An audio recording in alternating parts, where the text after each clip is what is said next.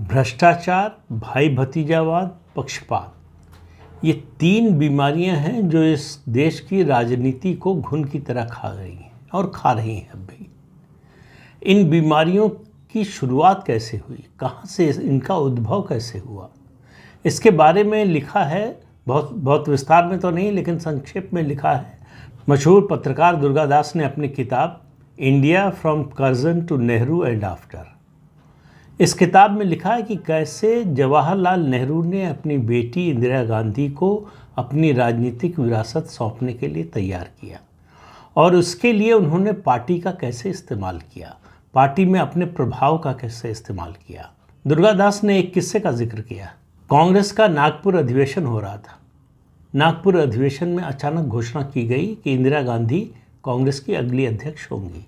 सब लोग हैरत में थे, सब चकरा गए कि हो क्या गया, क्योंकि कुछ उससे पहले ही एस निजलिंगप्पा जो कर्नाटक के मुख्यमंत्री थे उनको अध्यक्ष के रूप में चुना जा चुका था।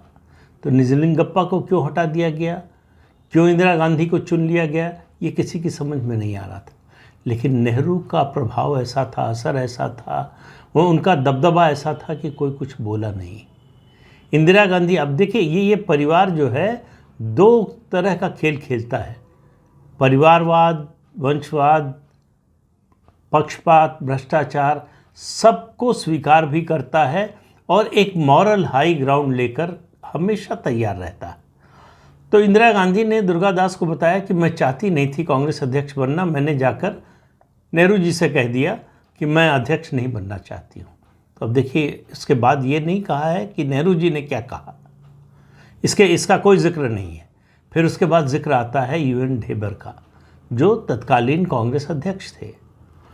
उनको जब पता चला तो उन्होंने, अब उनको किससे पता चला भगवान जाने, उनको पता चला तो उन्होंने इंदिरा गांधी से कहा अगर आप ये कदम उठाएंगी तो इसका संदेश ये जाएगा कि आप अध्यक्ष पद का दायित्व निर्वहन करने के योग्य नहीं समझती अपने को और इसका बड़ा बुरा असर होगा। और इंदिरा गांधी मान गई। इतनी सी बात कहनी थी और इंदिरा गांधी मान गई। और यही UN ढेबर हैं जिन्होंने अपनी ओर से इंदिरा गांधी को कांग्रेस वर्किंग कमेटी में नॉमिनेट कर दिया। उसके बाद उनको अध्यक्ष बना दिया गया।